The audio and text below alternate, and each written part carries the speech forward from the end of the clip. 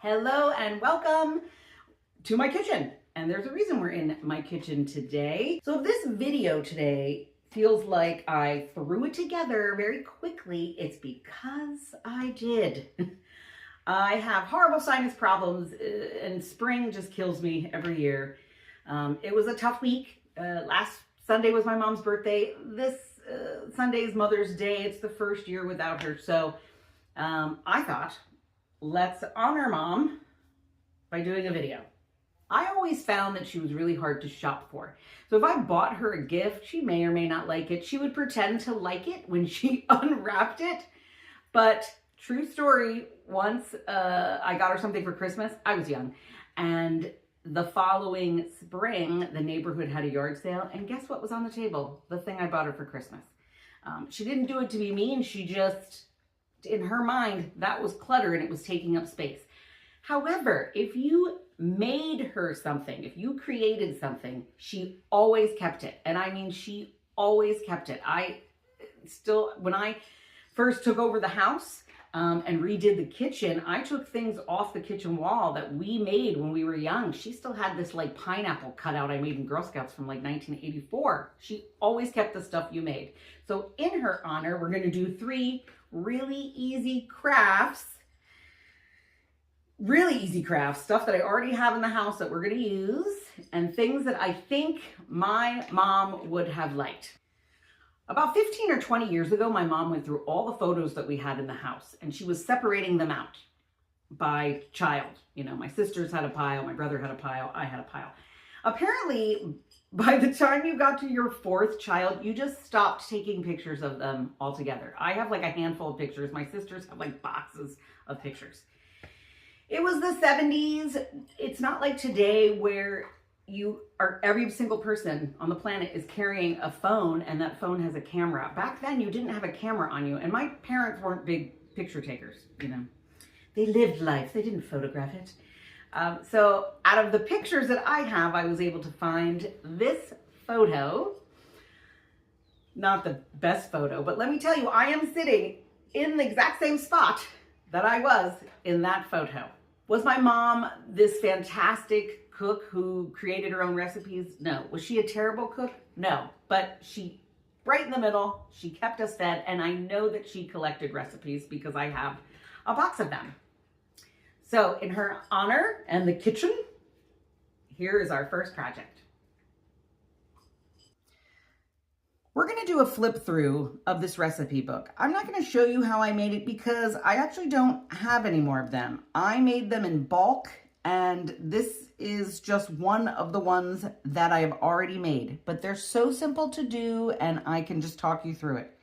The first thing you're going to need is one of these flip through photo albums. These are 4x6. You can get these at, I think I've seen them at Family Dollar and maybe Dollar Tree. I bought mine in bulk on Amazon because I was doing it for a craft fair.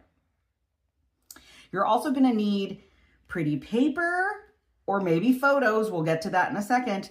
And then also recipe cards.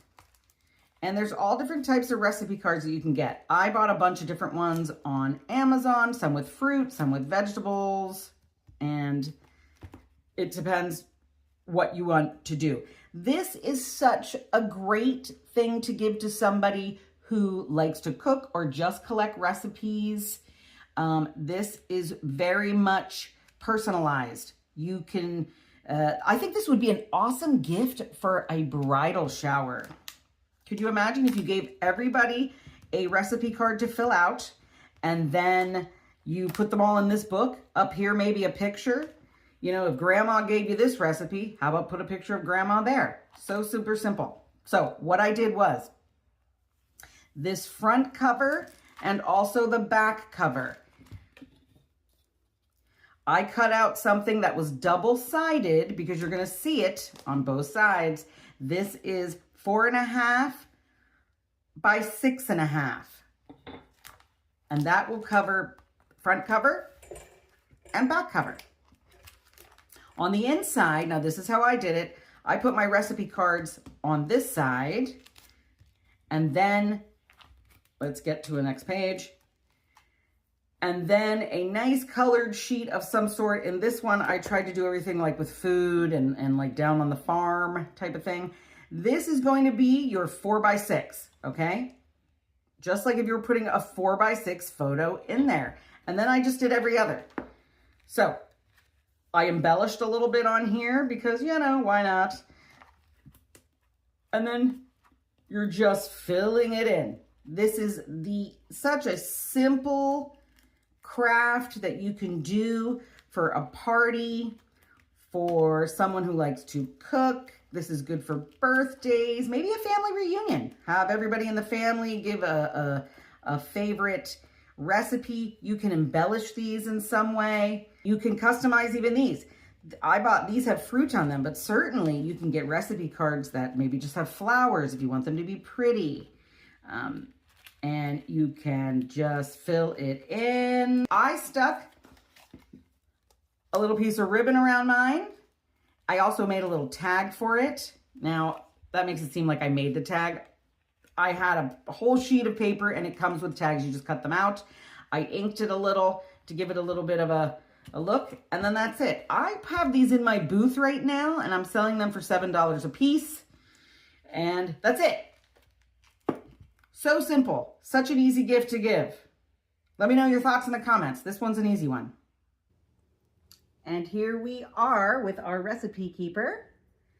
I want to make one of these for myself to put those recipes that I said that I found of my mom's. She has recipes from her mom who was Syrian, and it would be nice to have those recipes. I have them in her handwriting. So it'd be nice to just remember my grandmother. She was a good cook. We loved going home to visit because Mom didn't make the Syrian food, but Gran made the Syrian food and it was delicious. Kibbeh, one of my favorites. If you're Syrian or Lebanese, you know exactly what kibbeh is and it's delicious. Now we're gonna move on to our second craft. My mother loved to sew. So maybe she didn't excel in the kitchen, but she excelled on that sewing machine. And she made everything in the house. And I think I've mentioned that before. She made the bedspreads and the curtains. She made our Halloween costumes. She also made our prom dresses. I actually liked that prom dress. That was my favorite. Of all the prom dresses she made me, that one was the one I liked the best. So this leads us to our second craft of the day. We're gonna make a pin cushion. We're gonna make a pin cushion out of this small condiment bowl. This is from Pioneer Woman. I know I got this at Goodwill and I think I paid $1.50 maybe. And I know it's teeny tiny, but we're gonna try it anyway. So in order to make this, I need some stuffing to put the pins in. And I bought a bed wedge recently and it was absolutely enormous. So I chopped a chunk of it off. And I'm wondering if I can use this somehow as the inside, right? That can't be that difficult, can it?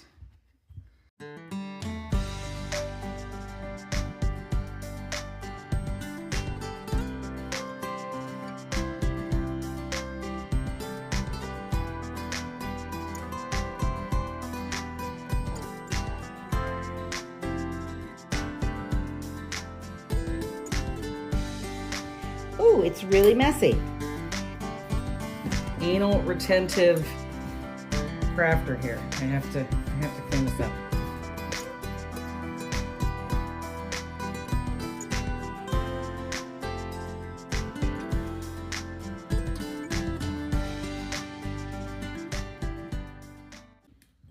Now what you need is some fabric. This is just, oh my goodness. I think I got this at Dollar Tree. You know how sometimes they'll sell that just like a little bit of rolled fabric? We don't need a lot of it. What we're gonna do is we're just gonna roll this fabric up and we're gonna stick it in there. I do want this sunflower design on there though.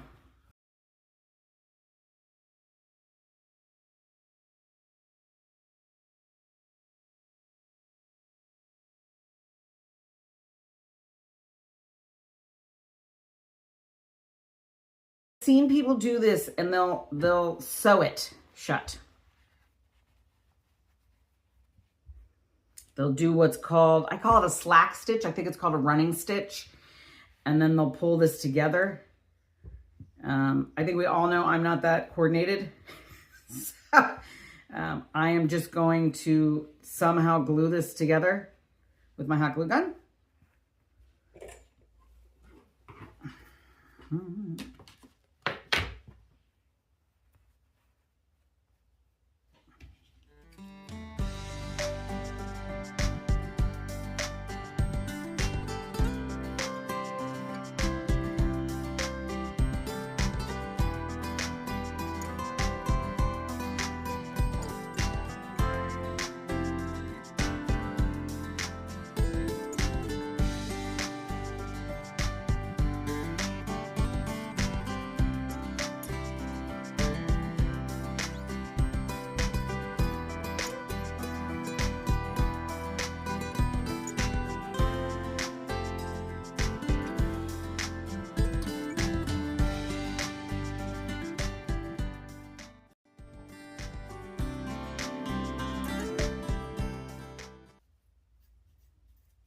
Now, is this going to sit nicely in there?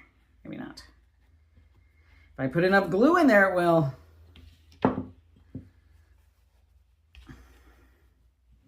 Here we go, moment of truth. I'm just shoving a bunch in there. Whoops. And some right in the middle.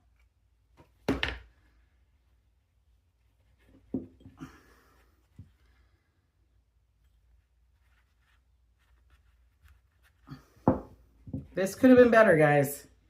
Oh, wow, this could have been so much better. This might be the ugliest thing I've ever made on this channel so far. I think I can do better if I do it again. This is seriously the first time I've ever done this, guys. But if you were a child and you made this for mom, for grandmom, or for, I'm being sexist there, for anybody who likes to sew, huh? They would love it. My mom would love this. If I had made this for her, she would absolutely keep it. She wouldn't keep a store-bought one that I bought for her. She would keep the one I made for her. So this one didn't come out that great. But if my mom was here, you know what she would say? At least you tried. You don't know unless you tried. And she would love it, and she would keep it because I made it. But I don't like this at all. I'm probably gonna rip this apart and try it again. Again, it was my first time. But I'm so sick of looking at this. Let's get rid of this thing.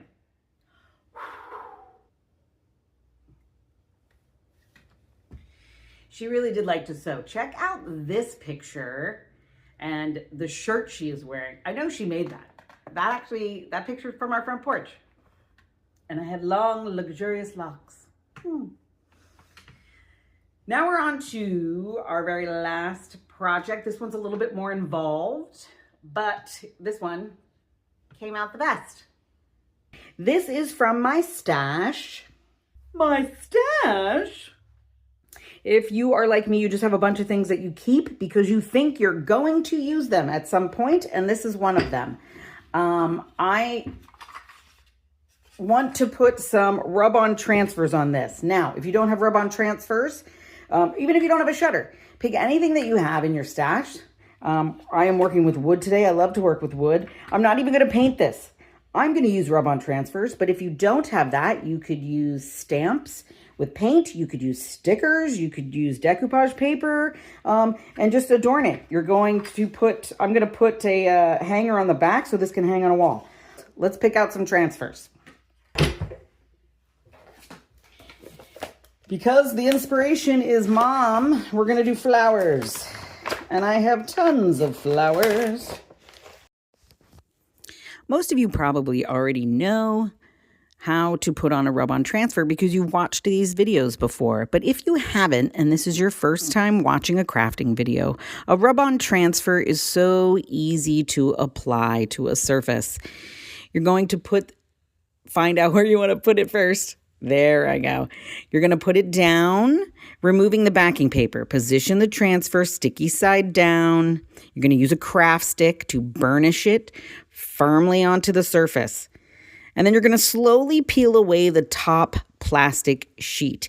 You're going to make sure it has really adhered. If it hasn't, you want to place it back down and repeat. This surface was very tricky. I should have sealed it first and then, or put some sort of seal on it before I put the transfers on. At times, some of the transfers were actually jumping on me, and I had to really kind of do a fix, like a patchwork, to get it to look right. So just take your time when you are doing a rub-on transfer. And then when you are completely done everything, rub-on transfers do need to be sealed. So you can either wax them or you can put a seal on them, a spray seal, or maybe a polyacrylic, whatever you have on hand.